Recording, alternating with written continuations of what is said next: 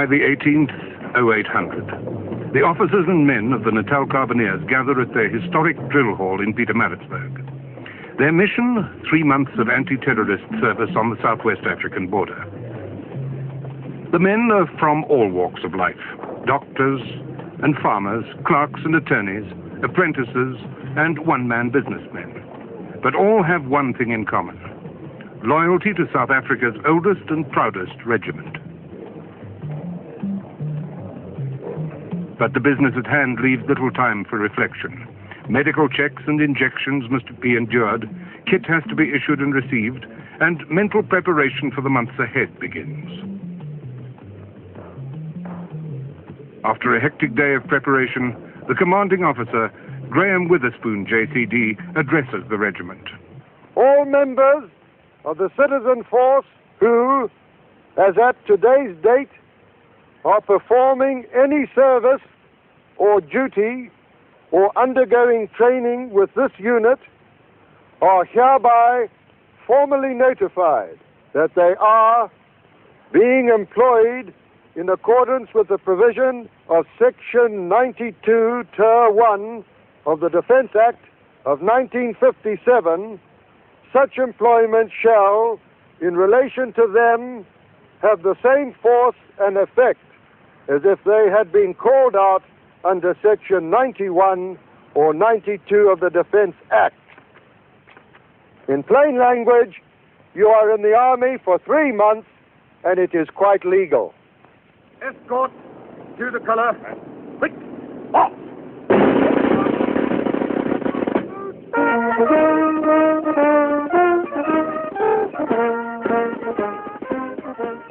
Traditionally, a unit's most precious possession is the regimental color. While the men are on active service, it will be held in safekeeping by the regiment's honorary colonel, Colonel Peter Francis, successor to a line of distinguished colonels that began with Field Marshal the Earl Kitchener of Khartoum. I accept this trust. I undertake to hold this regimental standard faithfully in safekeeping and to restore it to you on the return of the regiment to its headquarters. I pray that all your endeavors in the field will be marked by the high proficiency and the rewarding success that your great reputation deserves. I wish you goodbye and good luck.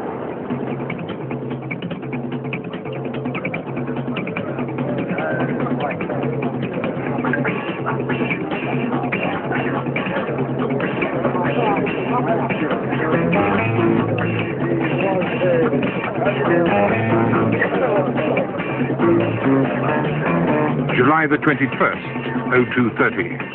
Close on 500 uniformed men leave Pietermaritzburg station on the first leg of their 3,000-kilometer journey. First stop, the transit camp at Durban's Louis Botha Airport.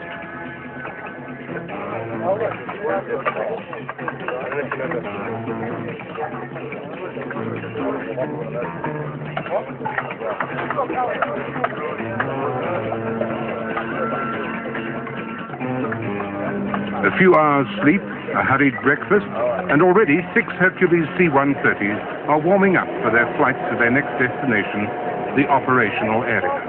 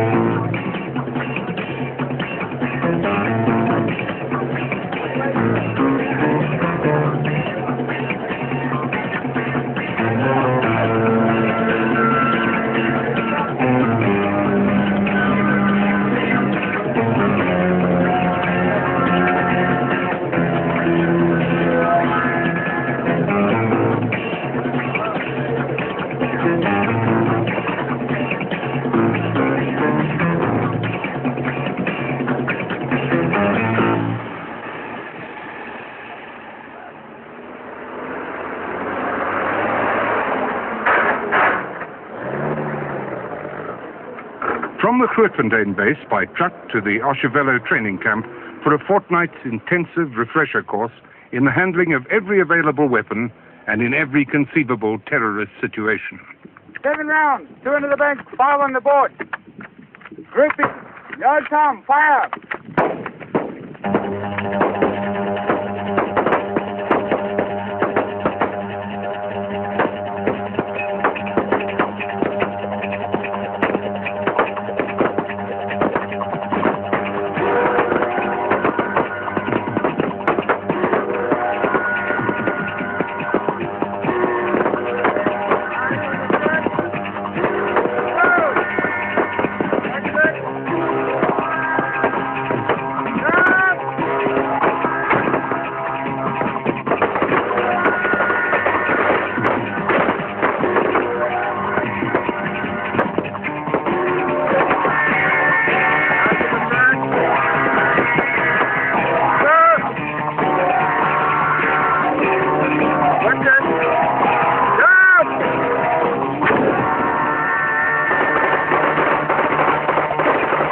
Okay, number 1, fire. Fire.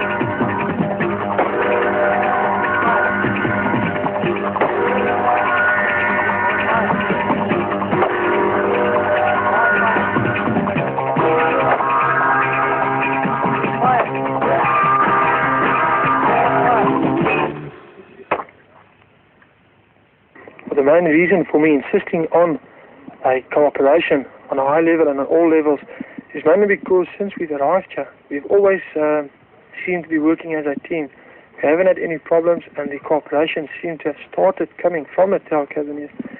And secondly, Natal Carbineers will be going into an area where there are a lot of contacts, which is known to us as a hotspot.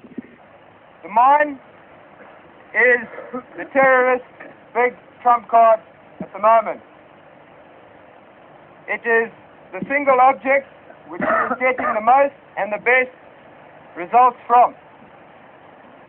To keep us in our bases, he is laying mines on our roads. He's scaring the living life out of us. None of us wants to be involved in a mine incident. And I can promise you gentlemen here that before you people go home, quite a few of you are going to be involved in a mine incident. It's not a nice thing, but it's coming. The area in which you people are moving into, unfortunately, at the moment, is Terry's number 1 target. The good news is that by being alert, we can possibly save ourselves a nasty incident.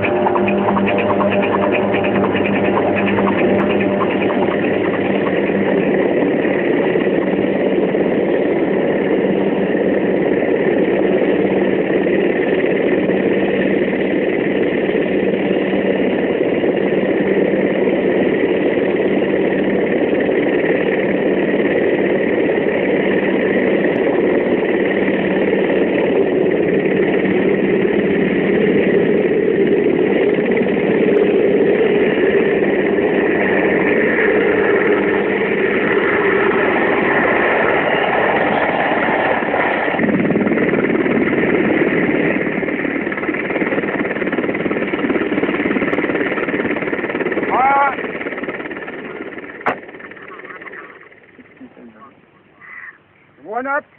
Number 2, Fire.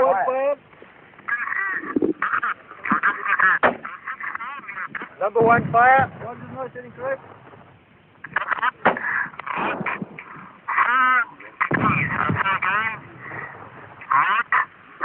Good, 2.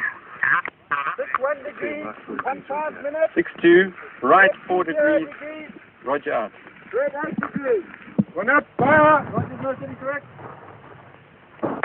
George 2, 1 degrees, 15 minutes, red 20, red 8 degrees.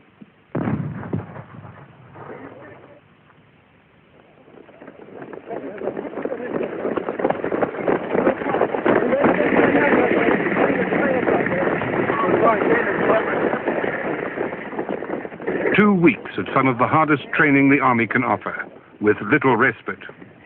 But the men are changing, becoming noticeably fitter, noticeably browner. And the disgruntled mood of the first day's intake has changed too. A company spirit is emerging as the men get to know each other's strengths and weaknesses. The daily run to the main road becomes more of a challenge than a hardship.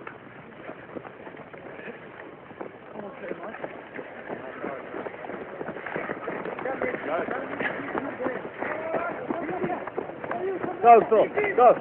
Stand there, Phil. Stand there. Stand there. Got a minute left. That's it. Come on, Jono, hurry.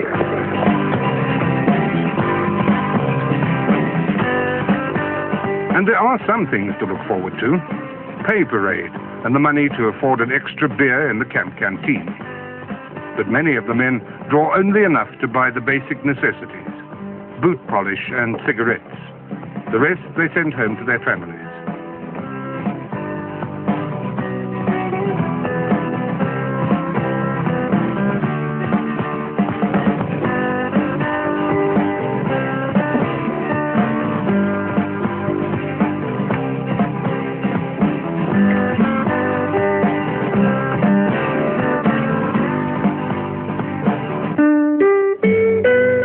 Many people have said that you won't find an airman who's an atheist.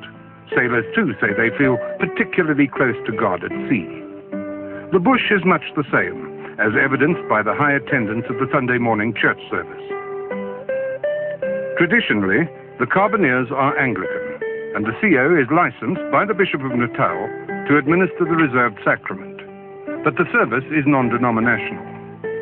The acting regimental chaplain, Rod Botsis, is a Presbyterian. I think the message I have for the men applies equally to their families, and it's simply that the Christian religion offers a God who was incarnate, Jesus who became flesh. So we don't deal with purely spiritual problems. We don't isolate our spiritual lives from the rest of our lives. The God we believe in, the God we rejoice in, the Savior that we have is for all mankind, for all of our lives. So no matter what situation we go into, no matter what situation we come from, God is there. In fact, we never move into any situation without God being in the situation at work before we even arrive.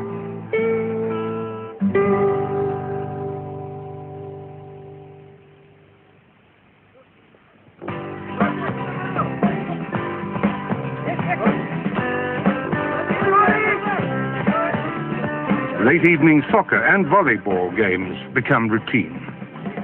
Even after an exhausting day in the bush, there's energy enough left. The frustrations of training, of waiting for that first terrifying taste of action, can all be worked off on the ball. Only a man who has spent time on the border knows how important some kind of recreation can be. You got the ball. Well advantage. Oh, okay, bravo. Please, hello. Knock on. Yes, yeah. One of you. Hey, people no stand for it, sir.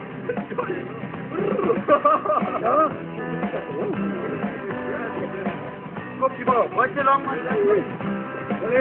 Police! Mario! Hey, Ryan! Let's put it down!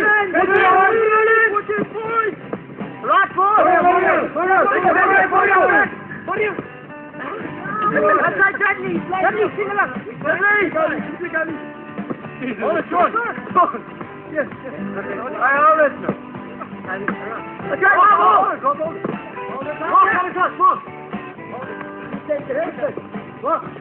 Walk! Johnny! Dudley! That's the ball. That's right.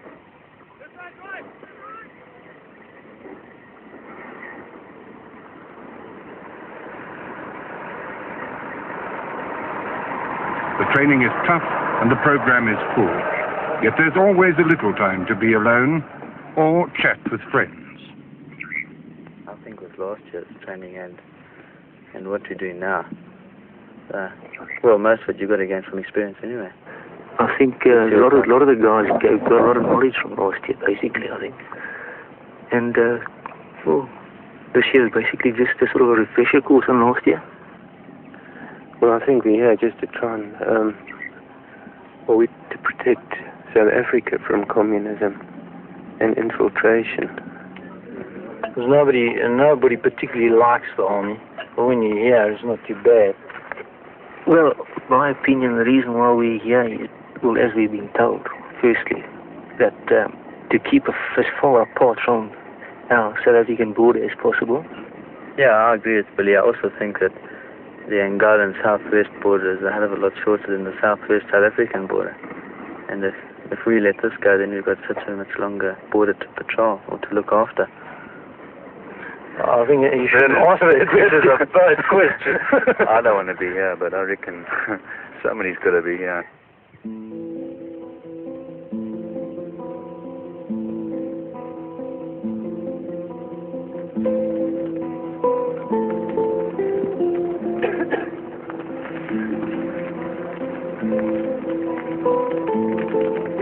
Well, it's got to be done, so you've got to come. I mean, I don't. You enjoy it at times, but it's not nice to be away from home so often and for such a long time. Everybody's got to do his bit, I think. I mean, look here, like Gary says, nobody wants to be here, really, to be away from home for 3 months, but somebody's got to do it, and everybody's got to have his turn, I think. Well, I feel it. A lot of it is a waste of time that I could be doing more back home, but then again, someone's got to do the job here, I suppose. There are some guys who have emotional problems, but I'm not sure they're created by the border situation. I think they've arrived here with them, and the border situation just intensifies them. By and large, I think the guys handle their situation here well. Look here, I've got a lot of grudges for being here. I mean, I don't think I'm the only one. But I reckon everybody, look here, we're here, it's our country. Either we're going to look after it or otherwise we're going to lose it.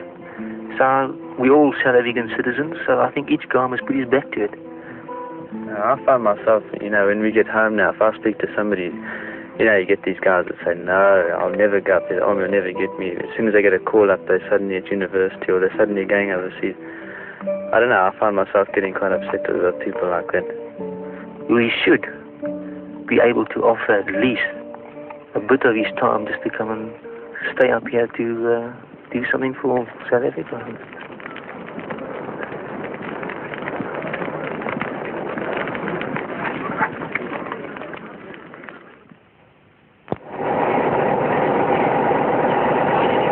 August the 4th. A line of Magirises leaves Oshivelo for Ondangwa. Then the safe tarred roads of the south are left behind, and the road to the Carbineers' home for the next 10 weeks holds the ever-present threat of landmine or terrorist ambush.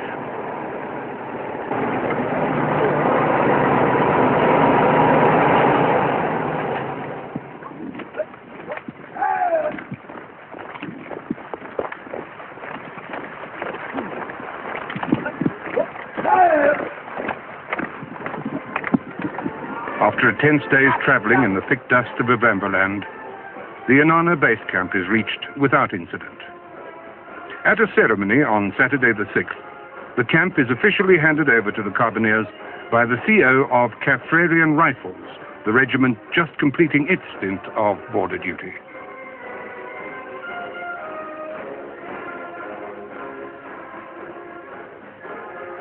The primary objective of the presence of South African troops in Novemberland is not offensive.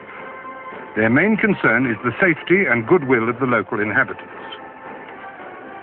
With this in mind, the volunteer Carbineer Band has accompanied the regiment on its trip to Inanna and spends a week entertaining the Vambo people at the various border camps.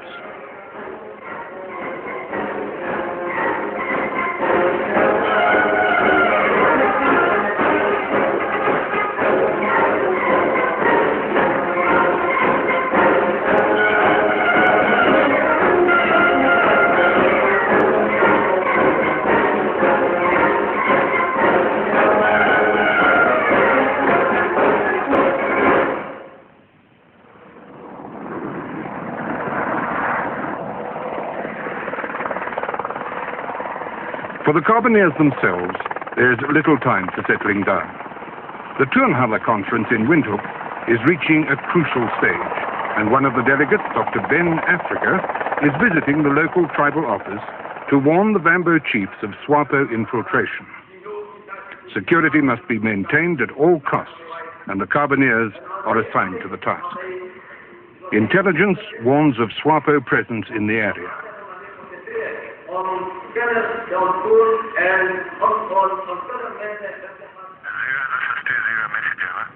Zero, send over.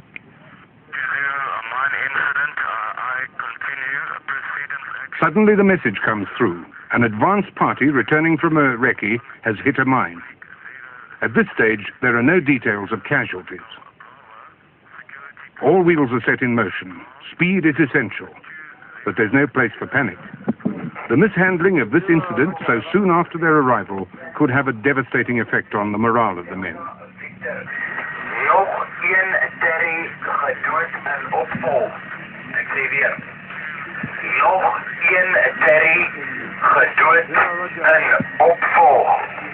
The message flows through the nerve center of the camp from the signaler's office to the operations room, where it's logged and decoded.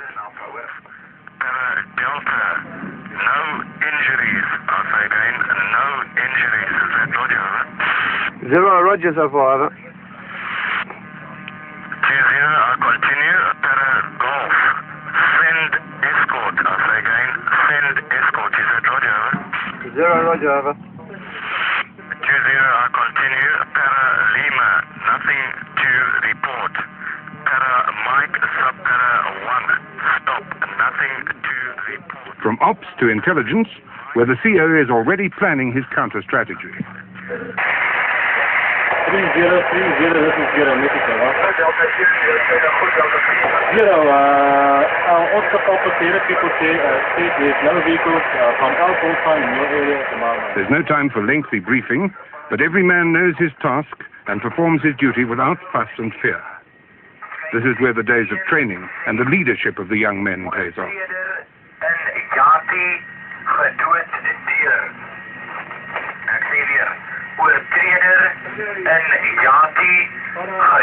Other patrols in the area must be contacted and urgent transport arranged for reinforcements to be rushed to the scene.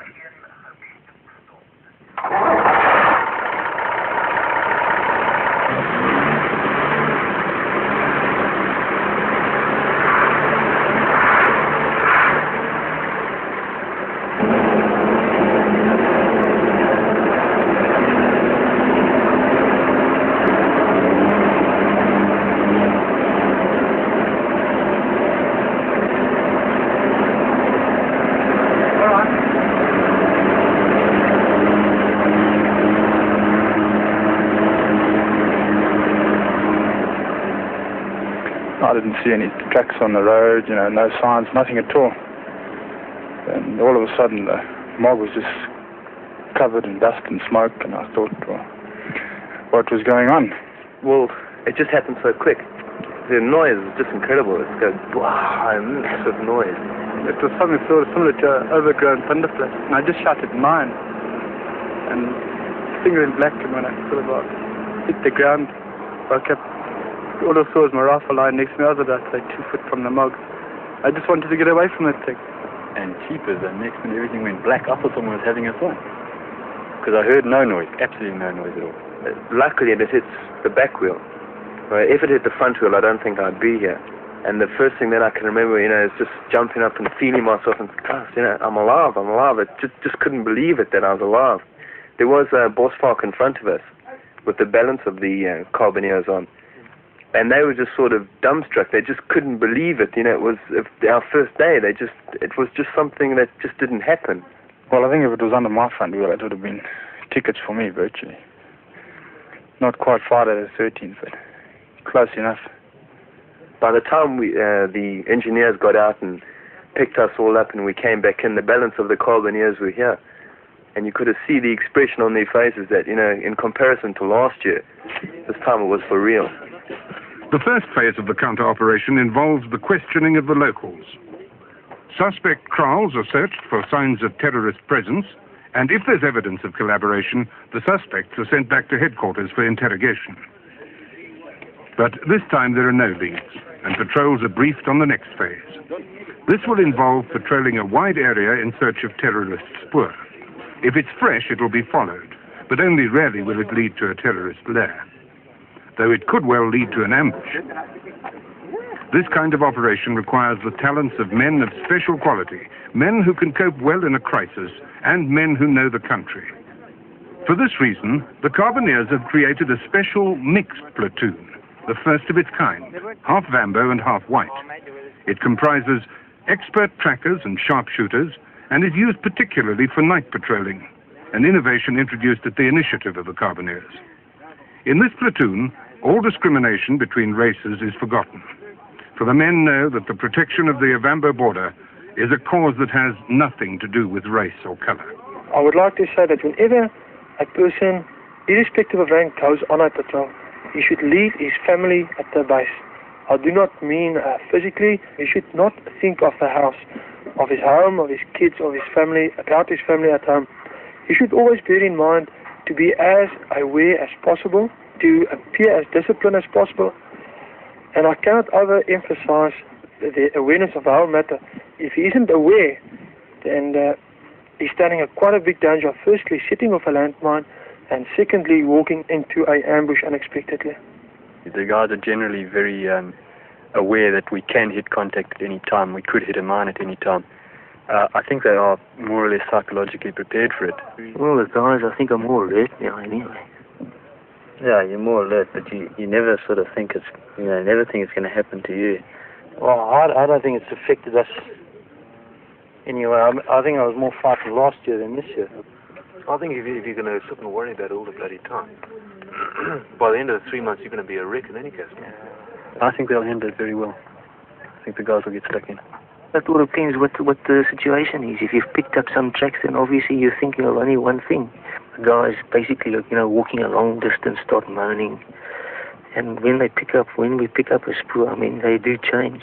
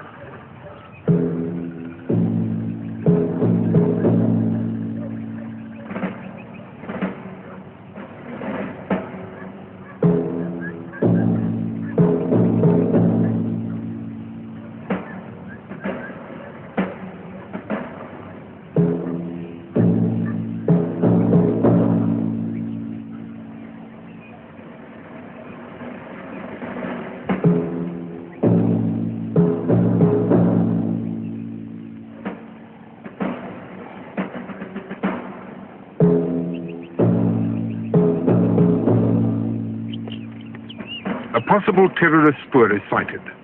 The section leader reports back to his company headquarters. Patrols into the dense bush can last up to 8 days. 8 days of perpetual vigil, both day and night. Any instructions, over? 30, roger.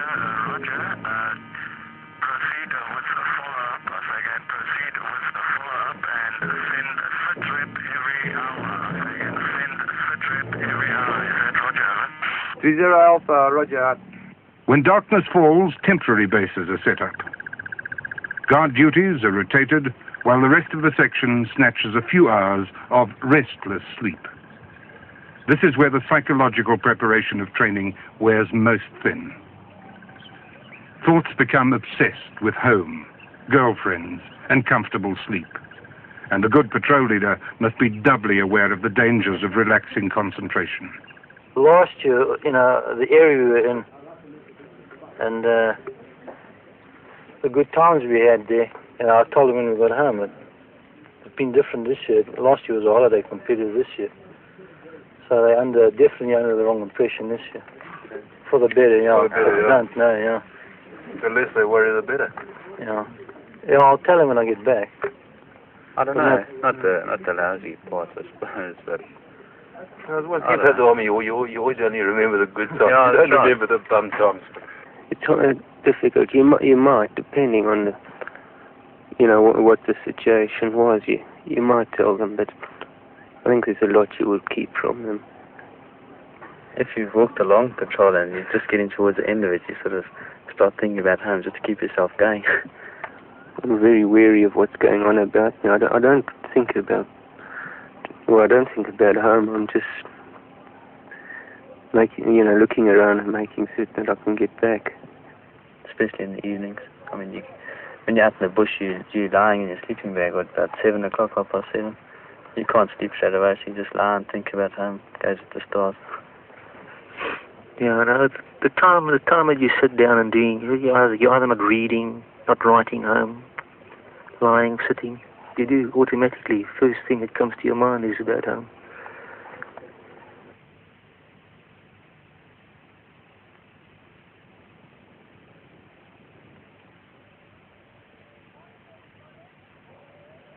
Good morning, everybody. Morning. How do I find you this fine and fresh morning? You know, it was last night, a bike club, eh? No! C Company! We showed you a bike club last night, didn't we? Yes, you were. You weren't, you were here. Look at the bloody stompies there, right? C Company. We can't afford cigarettes. We only got paid at 7 o'clock last night. That's all right. You still have time. The bike club only started at 8. No, but, too many bloody butts here. That's why there's all those butts there.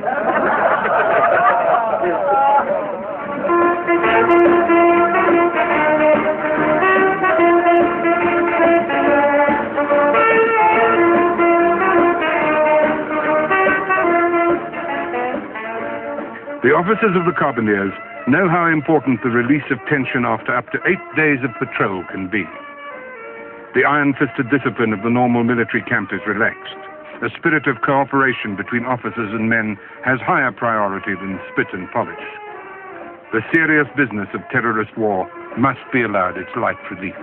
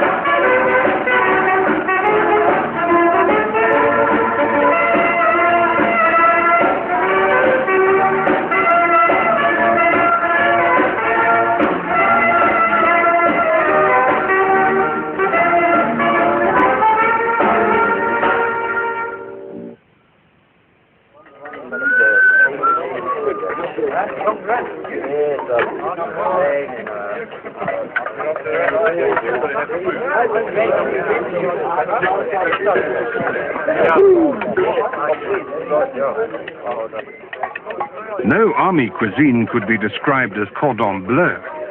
But then again, the appetite of a carbineer could never be described as discriminating. Food and meals. It's a ticklish position. But up till now, the food has been 100%. All goes to the chefs of preparing the meal, which is 100%. They're very, very happy with the meals. It's been called a war of waiting, and for the 2 days back in base before the next patrol, these words ring true. Writing letters, playing chess, or simply relaxing can never take one's mind off the dangers of the next few days, nor the reasons for those dangers. You know what I mean? If there's going to be a shooting, you always reckon you're not going to be involved in it. It's always going to be somebody else's section. I reckon we've become pretty blasé about the whole thing now. Well, I think you've got to live with it. You've got to live with it. You know, you just got to accept it. If you go up, you go up. If you don't go up, it's your luck.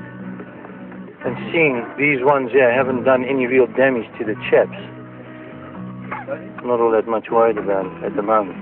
Well, you know, in a position that when you're out on patrol, I think it's better to concentrate on what you're doing, because when you come back, you like to think about your home more at night, you know, when you're resting. Yeah, I don't think you've got time to sort of think of home. You got to keep your eyes open. I think if you're thinking of home all the time, and you do get hit, you might not get there. You know, if I'm on my own and around this time, you know, late afternoon when you stand to, I mean, that's when I really think of it more, you know, when things are quiet. Yeah, all got kids. 2 of us wives are pregnant.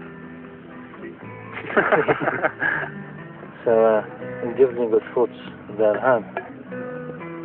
They probably think it's worse than it really is. They think that you're in that action all the time, the whole time. Every time they read about a skirmish in the paper, they think you're involved. Well, at the moment we're getting post frequently enough. We're getting it in the bush now and everything. It's still better than last year, actually, because last year we didn't get it in the bush. Only once we got back to our rest periods we get any post. But I think a post basically from home is quite important. And you writing back home as well. Yeah, I think it definitely is very important. I mean, we had guys last year that didn't get post for quite a time, and you can definitely see that they get depressed. I think it helps to boost the morale a bit, get some post. But what of those in charge? How do they feel about the attitude and performance of the men? RSM Herbie Wilson and Commandant Graham Witherspoon. The morale of the men is very, very high. They are doing a damn good job. Morale is high, and many carbineers have had their first baptism of fire. They are anxious to get to grips with the SWAPO terrorists. To carbineers, I would say, maintain the present tempo of operations, and we will be assured of many more kills. I can assure the families at home that the carbineers are being well looked after. They are superbly equipped and are doing a magnificent job under trying conditions.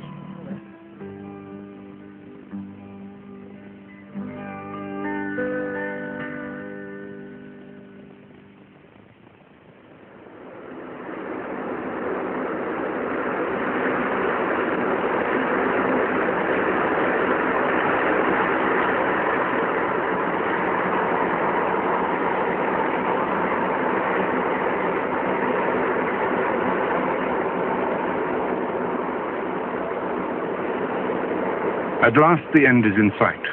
For the second time in 3 months, the 6 C-130s carry the Natal Carbineers, this time southwards. Their destination, Waterkloof Air Base, Pretoria.